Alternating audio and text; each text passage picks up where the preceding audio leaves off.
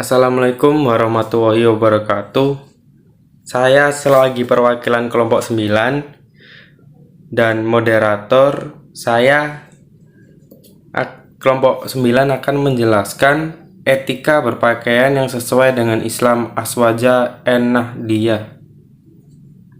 Oke. Kelompok 9 terdiri dari Imratus Soleha, Oka Argadia, Muhammad Fadil Inirwan, dan Muhammad Rifki Abdillah. Untuk presentasi pertama akan dilanjutkan oleh teman rekan saya. Baik, saya akan menjelaskan apa itu definisi pakaian. Dalam bahasa Arab, pakaian merupakan terjemahan dari kata thiyab atau libas. Kata libas digunakan untuk pakaian lahir dan batin, sedangkan kata thiyab digunakan untuk pakaian lahir. Adapun thiyab merupakan jamak dari kata saub yang berarti kembali.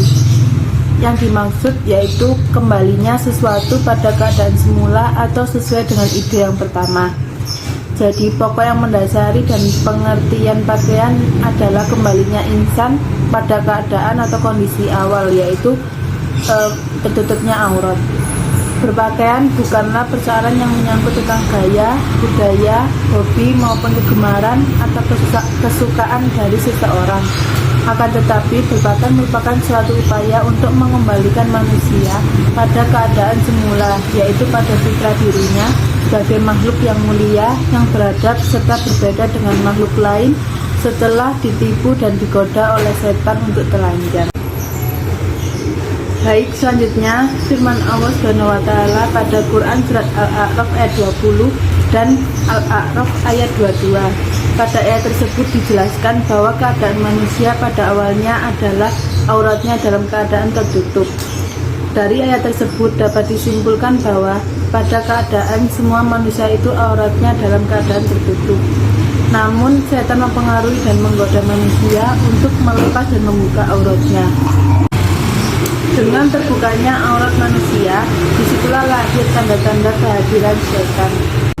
Selanjutnya, bagian B, yaitu tujuan dan fungsi pakaian.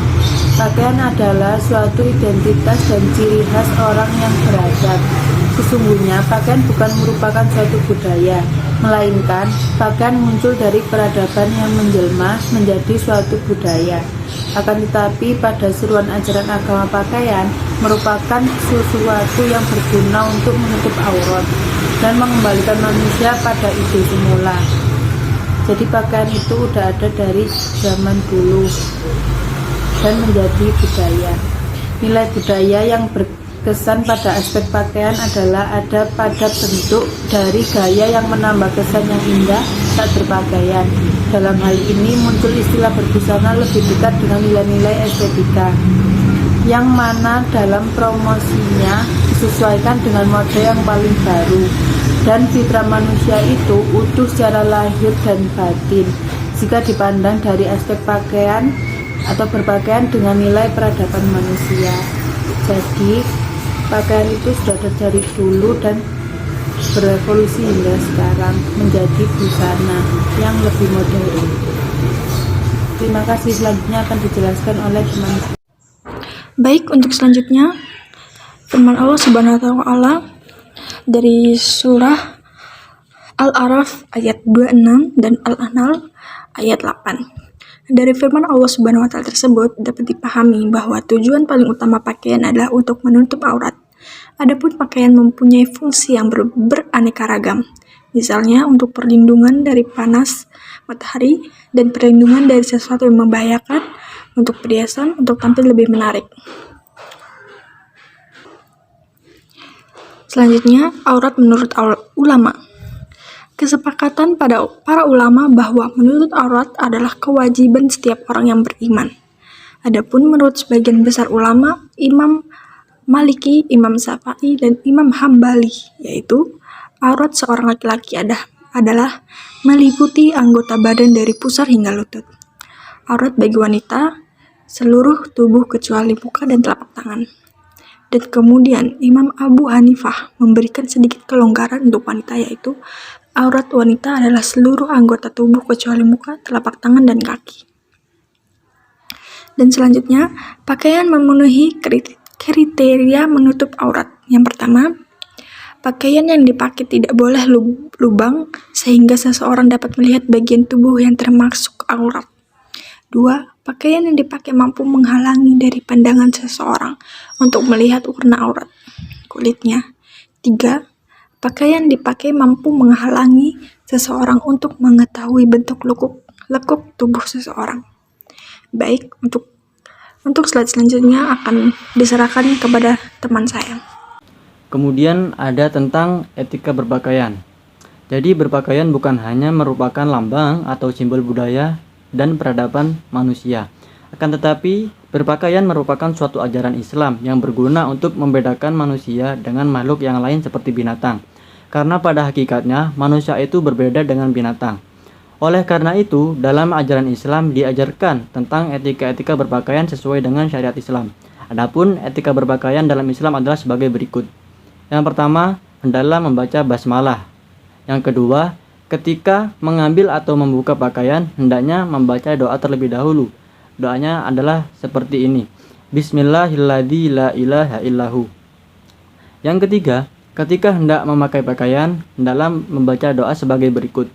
Allahumma inni as'aluka min khairihi wa min khairi ma huwalah wa a'udzubika min syarrihi wa syarri ma huwalah.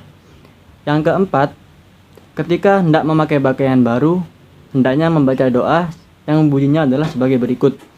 Alhamdulillahilladzi kasani hadza warzaqani min ghairi haulin minni wala quwwah. Yang kelima, ketika memakai pakaian, hendaknya didahulukan dulu anggota bagian kanan terlebih dahulu dan melepasnya dengan memulai dari anggota bagian kiri. Kemudian tentang memakai celana di bawah lutut atau isbal. Apakah boleh ketika kita memakai celana harus di atas mata kaki atau harus ditinggikan di bawah lutut? Pertanyaan ini disampaikan terkait anjuran sekelompok umat muslim di Indonesia bagi kaum laki-laki untuk memakai celana yang tinggi, hampir di bawah lutut. Kelompok ini sudah berkembang di kampus-kampus. Suatu hadis yang diriwayatkan oleh Al-Bukhari dari Abu Hurairah dijadikan sebagai rujukan tentang praktik memakai celana di atas mata kaki. Di dalam hadis tersebut dijelaskan bahwa Rasulullah SAW bersabda, Ma asfala minal ka'baini minal izari fafinnaru. Sarung atau celana yang di bawah mata kaki akan ditempatkan di neraka. Dari hadis yang telah disebutkan, para ulama berpendapat bahwa memakai pakaian tidak melebihi kedua mata kaki itu hukumnya sunnah. Adapun sebagian ulama berpendapat bahwa hukumnya haram memakai pakaian sampai di bawah mata kaki jika dimaksudkan karena faktor kesombongan atau dengan riya. Adapun menurut ulama atau ahli fikih, secara fikih dari hadis tersebut dapat dipahami bahwa memakai pakaian di atas mata kaki itu dimaksudkan agar terhindar dari kotoran atau najis. Kita sunnahkan untuk mengangkat celana adalah untuk menghindari dan menjaga dari najis yang mungkin ada di tempat atau jalanan yang kita lewati. Kisah model pakaian ulama, istri ulama NU.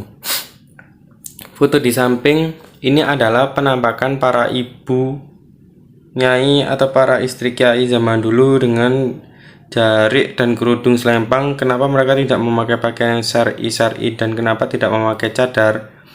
Apakah mereka atau para kiai suami mereka tidak mengenal atau tidak paham dengan gaya atau tata busana muslimah yang syar'i? Tentu saja mereka paham dan sangat paham.